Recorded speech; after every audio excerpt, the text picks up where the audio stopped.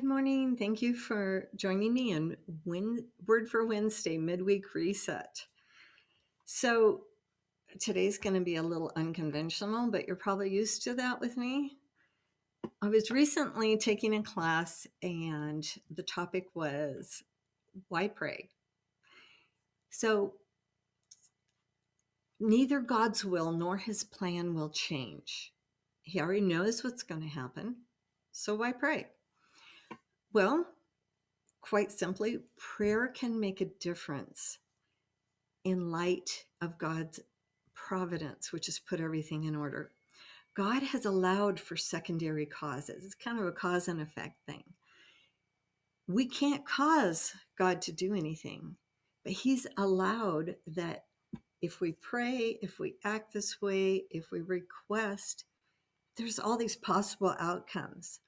He doesn't need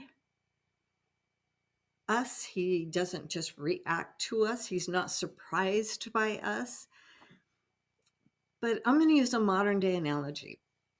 Okay, if you were going to have this awesome computer game for your kids, well, I'm going to use one that's in existence already. Whether or not it's awesome, I haven't actually played it.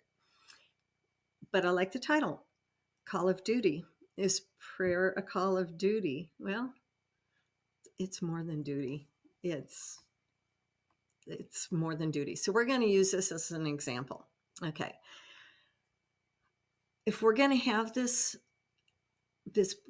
computer game, you have to program it. So if A happens, then this is going to happen. If B happens, you're going to run this program and this subprogram, and you're going to do this. And computer programming is super involved on these. It's so great. But you can do any combination the programmer desires. So it can be like he's writing a story, and then you get to choose the ending by your actions, by what you do. So it can only work within the parameters that the programmer writes. But in a program, there's often these rewards, these extra levels, there's gems, there's skills gained as you advance, and you get better the more you do it.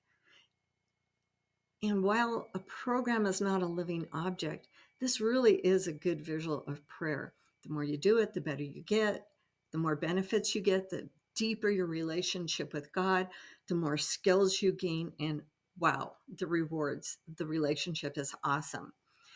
So our understanding, our joy, our fulfillment just grow exponentially from prayer. Prayer doesn't change God or his plan. It changes us. And just like a computer game, you get immersed in it, you join with other players.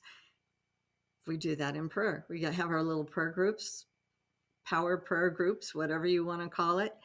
And in a game, if one player fails, the others can come in and rescue them. They do it as a team. We do that in prayer. We pray for each other. We encourage each other.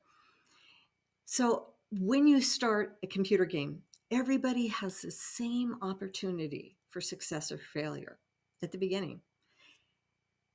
But the more you practice, the better you get.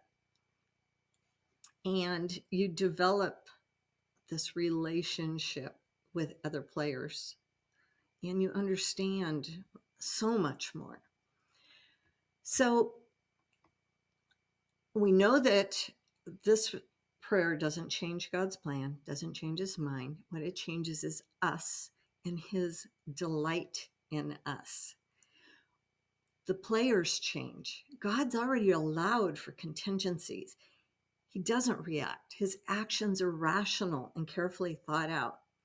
His plan is going to be fulfilled regardless of what we do, regardless of our skills. Sometimes he jumps in and does it through us. But if we want to develop our relationship with that more deeper, intimate level, as we do this, he shows us how to do each step, he gives us the strength and the wisdom to go. Now, in prayer, the impact Our prayer life and our praying for family and friends is immeasurable. Our children, our family, our friends, our community. There's power in prayer. There's so much of an influence and an impact that goes on in this supernatural world, the spiritual world. That's amazing. God has alternates, though. If we're not going to pray, if we're not going to play, if we're going to choose not to engage, he's got alternates. Think about Esther 4:14. Mordecai told Queen Esther, if you keep silent at this point, relief and deliverance will rise for the Jews from another place, but you and your father's house will perish. And who knows whether you have come to this kingdom for such a time as this? Esther raised her voice in prayer before she ever raised her request to the king. We have the opportunity to be part of the solution through prayer and engagement. We neither want to engage without prayer nor pray without engaging.